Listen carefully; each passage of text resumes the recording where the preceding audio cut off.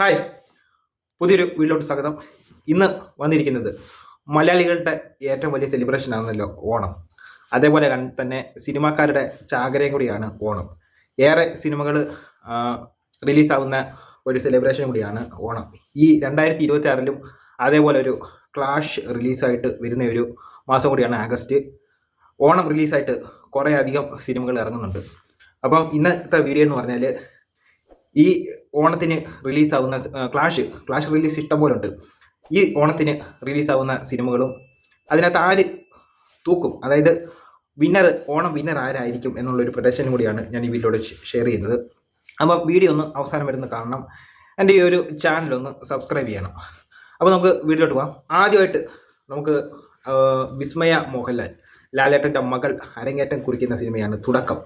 അതായത് തുടക്കത്തിൽ കൂടെ തന്നെ വിസ്മയ മോഹൻലാൽ, അതായത് എൻ്റെ ഡയറക്ടർ എന്ന് പറഞ്ഞാൽ ജൂഡ് ആൻ്റണി ജോസഫ് 2018 എന്ന് പറഞ്ഞൊരു സിനിമ എടുത്ത് നമ്മുടെയൊക്കെ കണ്ണ് തെളിപ്പിച്ച സിനിമ കൂടെയാണ്. അപ്പോൾ നമ്മൾ നല്ല കിടിലൻ തിയേറ്റർ എക്സ്പീരിയൻസ് ആയിരുന്നു 2018. അപ്പോൾ അത് എടുത്തതിന് ശേഷം പുള്ളിക്കാരൻ ഒരു ലാലേട്ടനുമായിട്ട് വേറൊരു പടം അനൗൺസ് ചെയ്തിട്ടുണ്ടായിരുന്നു.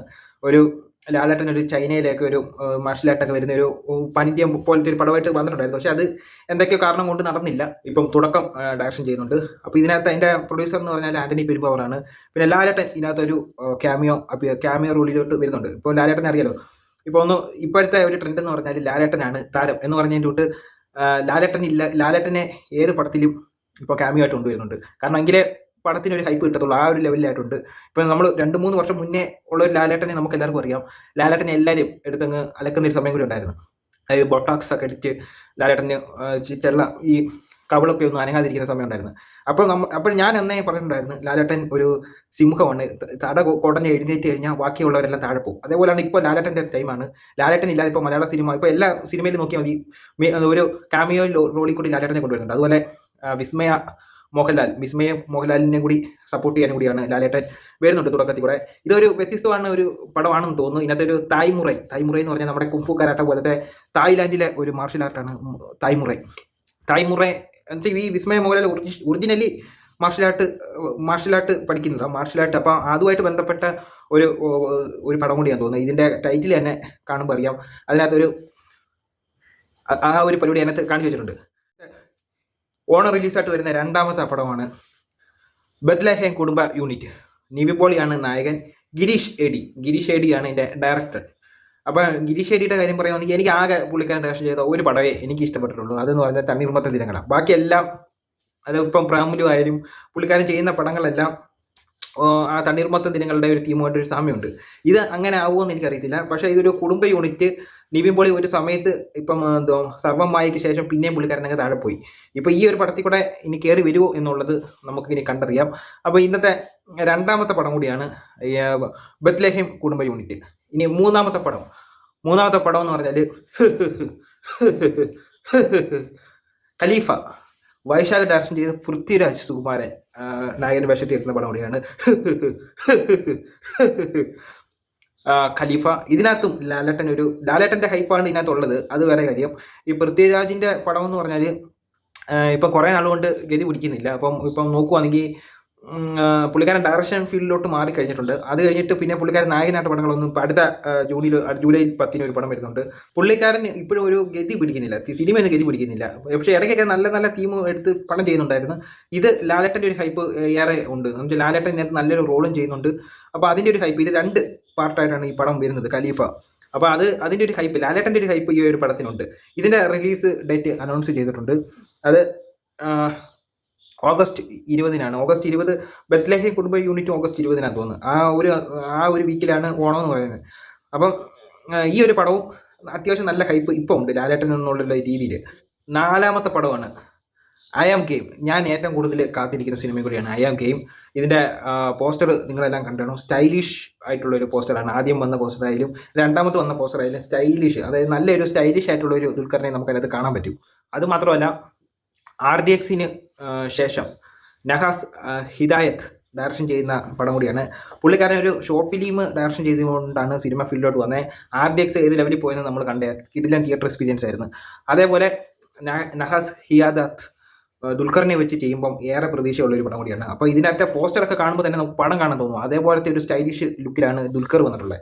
ദുൽഖറിന്റെ കാര്യം എടുത്ത് നോക്കുകയാണെങ്കിൽ 2 വർഷത്തിന് ശേഷം, 2 3 കിങ് ഓഫ് കൊത്തയ്ക്ക് ശേഷം ഒരു ഭൂലോക ദുരന്തത്തിന് ശേഷം വരുന്ന ഒരു പടം കൂടിയാണ്. പിന്നെ പുള്ളിക്കാരൻ ഈ മലയാള സിനിമ രക്ഷപ്പെടുത്തിക്കണമെന്നൊന്നും പുള്ളിക്കാരനില്ല. അതായത് കിങ് ഓഫ് കൊത്ത കഴിഞ്ഞിട്ട് പിന്നെ പുള്ളി ചെയ്തതെല്ലാം വേറെ തമിഴിലും തെലുങ്കിലും ഹിന്ദിയിലൊക്കെ പോയി പടം ചെയ്തിട്ടുണ്ട്. അതിനകത്തും ഏറെ ഹിറ്റ് വന്നിട്ടുണ്ടെങ്കിലും അതിനകത്തും ഫ്ലോപ്പ് അടിച്ചിട്ടുണ്ട്. പിന്നെ ഈ മലയാള സിനിമയിൽ പുള്ളിക്കാരനെ ഒരു സ്റ്റാൻഡിനെക്കാട്ടിലും കൂടുതൽ പുള്ളി ലോകയുടെ പ്രൊട്ടക്ഷൻ ചെയ്തിട്ടുണ്ട്. അതേപോലത്തെ ഉള്ള ഫീൽഡിലോട്ട് പുള്ളിക്കാരൻ മലയാള സിനിമ വേറെ ലെവലിലോട്ട് എത്തിക്കാൻ നോക്കുന്നുണ്ട്. എങ്കിലും നമുക്ക് ഇഷ്ടപ്പെട്ടതെന്ന് പറഞ്ഞാൽ പുള്ളിക്കാരൻ ഒരു സ്റ്റാറായിട്ട്, ഒരു ആക്ടറായിട്ട് വരണമെന്നാണ്, മലയാളത്തിൽ വരണമെന്നാണ് എൻ്റെ ഒരു ആഗ്രഹം. അതേപോലെ ഇപ്പം വരുന്നതാണ് ഐ ആം ഗെയിം.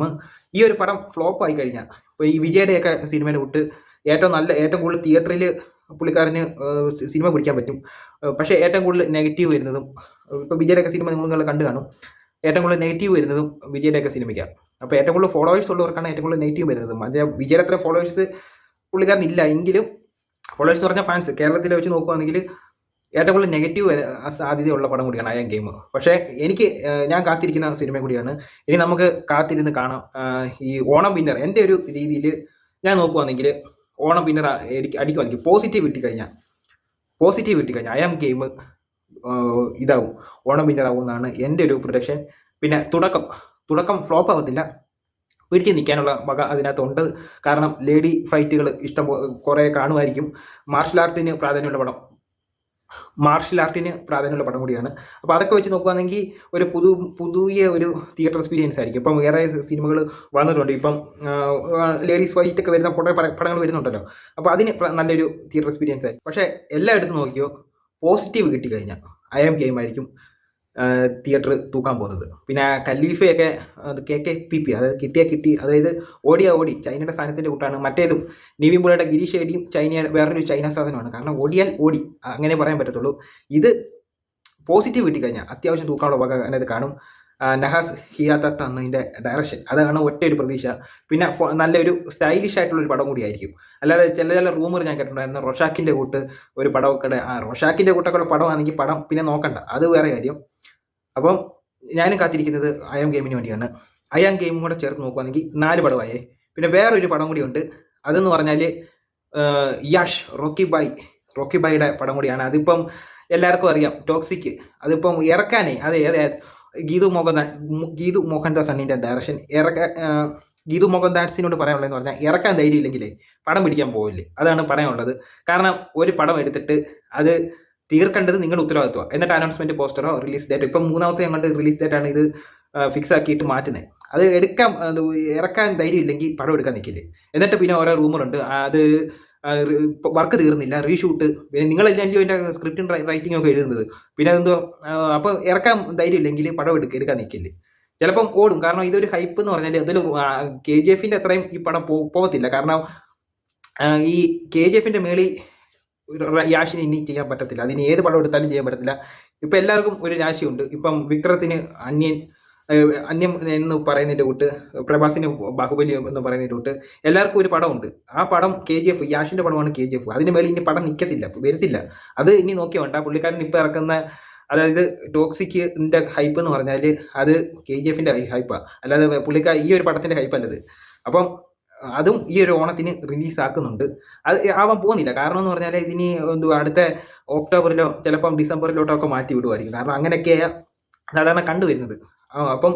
ഇപ്പം നിലവിൽ ഓണത്തിന് റിലീസ് ആക്കുമെന്നാണ് പ്രഖ്യാപിച്ചിട്ടുള്ളത്. കണ്ടറിയാം ഓണത്തിന് റിലീസ് ആക്കുമോ ഇല്ലയോ എന്ന്. അപ്പോൾ ഇത്രയേ ഉള്ളൂ. ഓണം വിന്നർ ആവാൻ സാധ്യതയുള്ളത് ഐ ആം ഗെയിം പോസിറ്റീവ് കിട്ടിക്കഴിഞ്ഞാൽ. അപ്പോൾ ഇത്രയേ ഉള്ളൂ. അടുത്തൊരു വീഡിയോ വരുന്നവരെ ബൈ.